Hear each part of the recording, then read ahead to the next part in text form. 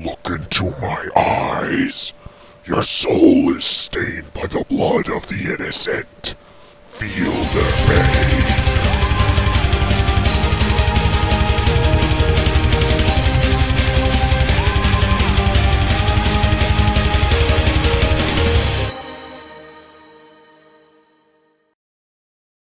The series starts with two quotes. One from John Ford, "Revenge proves its own executioner," and one from the title character, I am the spirit of vengeance. Nothing will stop me from inflicting pain on all those who have inflicted it on other beings. We then cut to Cypress Hills Cemetery, where we find Dan and Barbara Ketch. You get a little feel for each of their personalities, and the dynamic between the two siblings, as Barbara seems to be more of a carefree and fearless, while Dan is worried and is spouting off numerous terrible things that could happen in cemeteries like this one. I mean, he's not wrong. This is a cemetery in New York in the Marvel Universe. Why anyone would want to live in New York in the Marvel Universe is anyone's guess.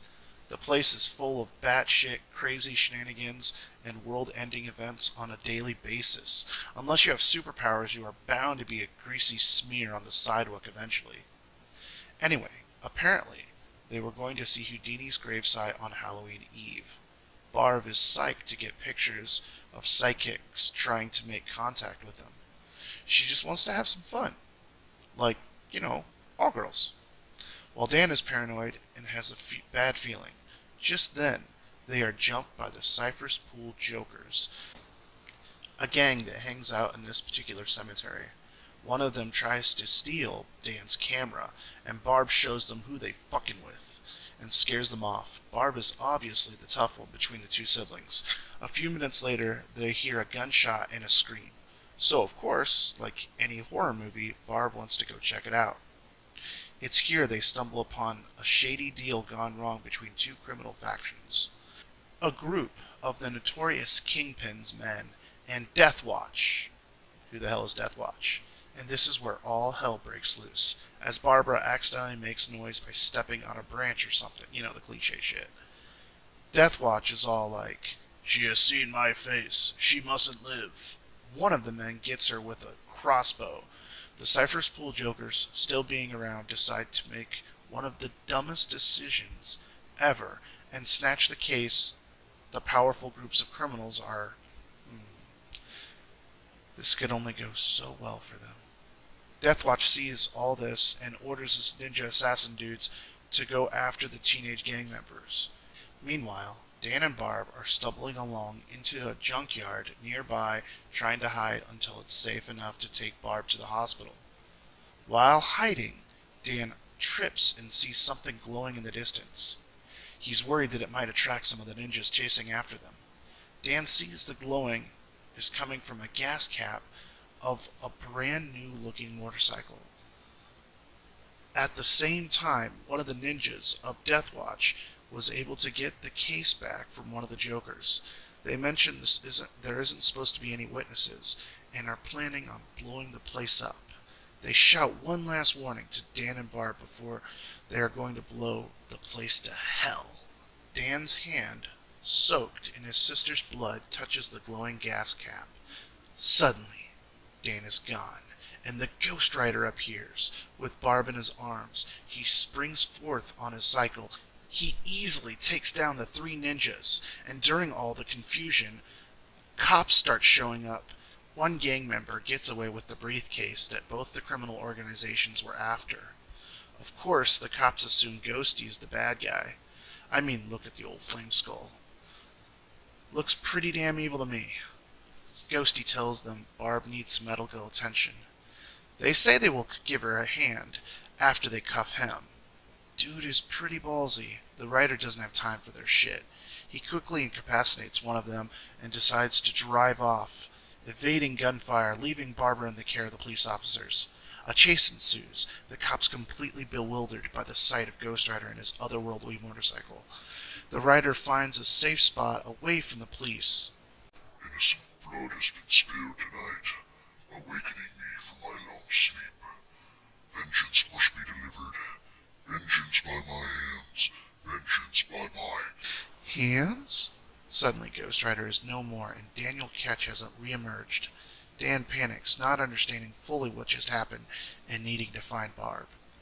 Meanwhile, on Wall Street in some fancy building we find Deathwatch.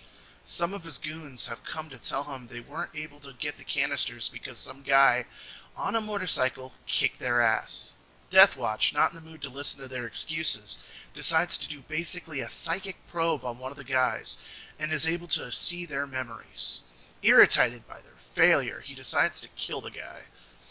What I really like about this scene is instead, like in some stories where the goon is all afraid and just takes it, this guy says screw that and tries to shoot Deathwatch, but Deathwatch is just too strong and chokes the bitch out.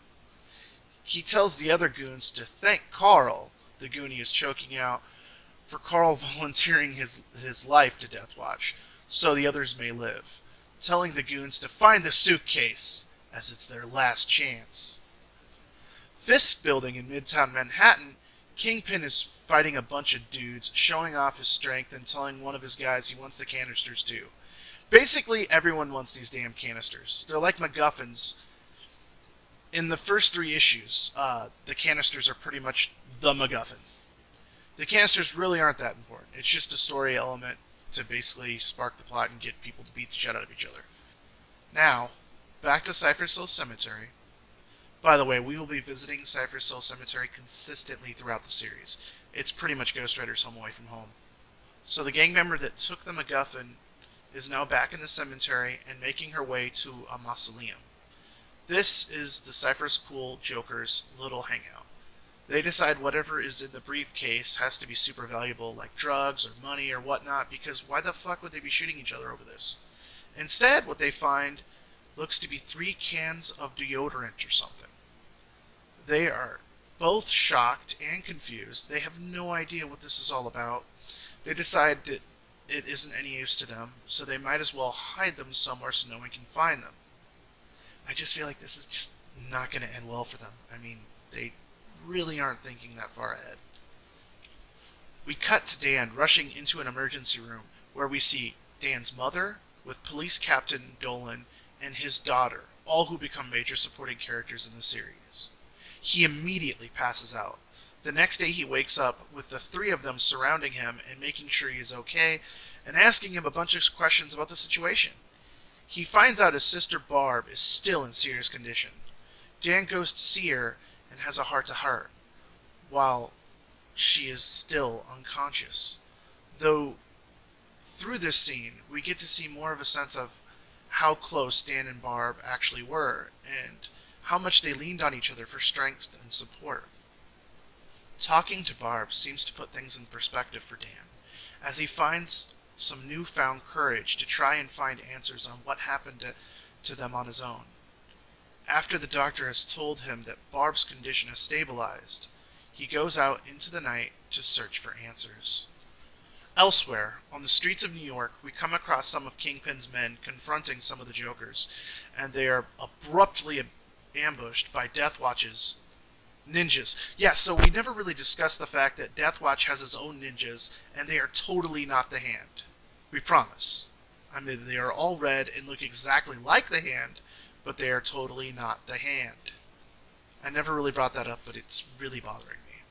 Okay, so now that we have cleared that up, the streets become an all-out war zone. Deathwatch's ninjas up against the Kingpin's men, with the Cypher's Pool Jokers caught in the middle. One of them, Ralphie, was seriously injured.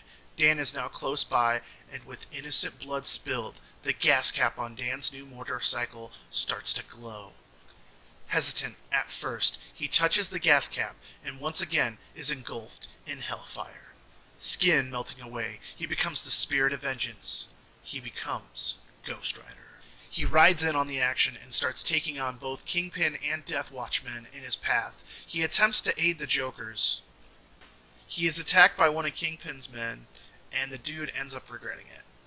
Ghosty demolishes the rest of the henchmen, immediately after taking Ralphie, the injured Joker, to the hospital. The hospital staff are bewildered. One of Ralphie's friends, though, is really grateful to the Ghost Rider, and afterwards he just takes off. Dan makes it back to visit his sister, Captain Dolan pissed off and blaming everything on Ghost Rider. He seriously just doesn't like the guy, and I mean, I guess there really isn't evidence that Ghost Rider was helping or not helping. I mean, some people and the newspaper were saying he was, but Captain Dolan he's kind of just looks at Ghost Rider, sees the guy has a flaming skull on a motorcycle, and just wants to blame him, I guess. Well, Dan sits with Barb, confused and depressed, needing his sister to be alright. Frustrated, he wonders, why, with all the power the Ghost Rider has, is he still unable to save his sister? We cut to both the Kingpin and Death Watch, pissed off at their men's failure, both wanting the canisters. Death Watch telling his men to find the children and the Ghost Rider and have them lead him to the canisters. And of course, to kill all witnesses. And that's it for the first issue of the 1990s Ghost Rider series. I really, really like this first issue. I think this is one of my favorite first issues of a comic book series I've ever read. It really helps that it's extra long with barely any advertisements at all in it. It establishes your main character, Daniel Ketch. You get a little feel for who he is as a person, and that he has so much room to grow and change and become more responsible, become more confident, become more heroic, which you do start to see happen slowly throughout the series. He definitely starts out as a bit of a coward. His sister, as you can see, was probably the better fit for the Ghost Rider powers, as she is a lot more confident than he is, and she's a lot more abrasive, and she's got a bit of a carefree attitude, but you can see this like strength in her that Dan pulls from, and I think that's really cool. You could really see their bond and how important they were to each other. So it's unfortunate that out of the two, that Dan's the one that survives and gets the Ghost Rider powers. She's still alive, but she's in a coma. So in most comic books or TV shows, when a character's in a coma for a super long time, they're practically dead, anyways. Which brings me to my next thing: is in the traditional superhero sense, there always seems to be someone who has to be sacrificed to the slaughter for the hero to become responsible and take action. It's an unfortunate trope, but this one still follows it. You either have your mom, your sister, your brother, your uncle, your cousin, your nephew, or your uncle's sister's brother's cousin's nephew that has to either die or get injured severely for you to decide, hey, I should be a superhero. But besides that, I think the one issue I really have with this first issue is the fact that they don't really address why there's a brand new super fancy motorcycle just in the middle of a junkyard, and it's not even just right there, it's buried. So like, why was this motorcycle just buried there? And they really don't address it for a very, very long time. They try to address it, and by that time I don't think anyone even cares. So it's still a really powerful first issue. You get your villains, you get your hero in crisis, you get to see and meet some of the supporting cast, which would be Daniel's sister, who's in the coma, Daniel's mom, which you get way more of her later, and she's a pretty interesting character. I really like her. You also get to meet Captain Dolan, which I always confuse him when I call Captain Stacy because of Spider-Man. And what's funny is his daughter's name is Stacy Dolan, so I just want to say Captain Stacy. But there's Captain Dolan, there's his daughter Stacy, who's really, really close to Dan, and they kind of have a bit of a thing going on there. I totally ship them. Well, you barely had any time with her there, but later on, she definitely gets a lot more of a character arc, and she becomes way more established. Again, this is the first issue, so you don't have time to do everything, but they get a little teeny bit of enough for you to go, okay, so this is that. It establishes some stuff, and I really, really like that. Also, you have your villains. You have an already established Marvel villain who's super big, and anyone who's ever read a Marvel comic book pretty much knows who the Kingpin is. So you have your already established villain going up against this new villain. It's a very much a Ghost Rider villain, Deathwatch. He was introduced in this issue, and he becomes a major player for pretty much the first big arc of Ghost Rider. And you get a little bit of who he is. You get his power, a tiny glimpse of his power, I should say, where he steps into that guy's mind and sees his memories. And you see how strong he is. He's very strong. He's the boss of ninjas. That's pretty cool. And he has a strong, demanding presence that a lot of people fear. So you got this new wannabe badass villain, and then you have, of course, the already established Kingpin. Now, the Kingpin's kind of only around for the first 3 issues of this series, spoiler alert. He's not a very major factor, but the one character you should pay attention to is Deathwatch. And that's pretty much it for this issue.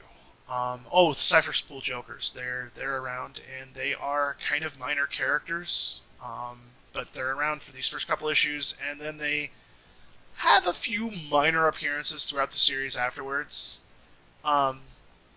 They're just dumb kids in a gang who make a lot of dumb decisions, but we need some of that. Yeah.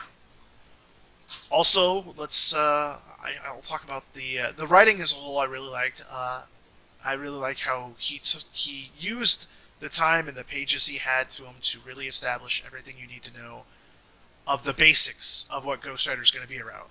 And I forgot to even talk about Ghost Rider himself, because he definitely is. He's attached to Dan. He's a part of Dan, but you really get the sense that he's his own guy whenever he's around. He's obsessed with vengeance, and they do, at one point, finally, they will address the fact that he talks about vengeance a lot, and he's kind of has a one-track mind. They do mention it. It becomes they become self-aware, and they kind of mention that, like, hey, you kind of got a one-track mind, and that's all you talk about. But for the first issue, it's really cool. He definitely sticks out in every page he's in, and he's the most exciting thing on each page he's in. I really, really like Ghost Rider. I love the design they have for him here. He looks fantastic, very energetic. It's I don't know how to pronounce their names, but it's Javier Saltares, I think, and he's the artist, and the inker, Mark Texerira. I don't know how to pronounce his name either, which I feel really guilty about because I did meet the guy. He's a really cool guy. Yeah, he's really awesome. I never really realized how important and how much inking can make a difference on a page. If you see Saltares' artwork with a different inker and then with Texera's, or you see Texera's artwork inking with a different artist, you really get the sense that these two together make a fantastic image, and it really their teamwork on their art on this issue really sets them apart from a lot of other artists, and it's some of my favorite artwork in comic books. I love the way they create the characters and the way the images flow. Fantastic artwork. That's pretty much all I have to say for this issue. Yeah. In issue 2, we will get a big, major villain for Ghost Rider, and probably the most important villain in 90s Ghost Rider. So I will see you then. I hope you enjoyed this, I don't know what we call it, a review or a analysis or just like a overview of the issue. I hope you guys enjoyed. I hope you really liked it, and yeah, have a good day.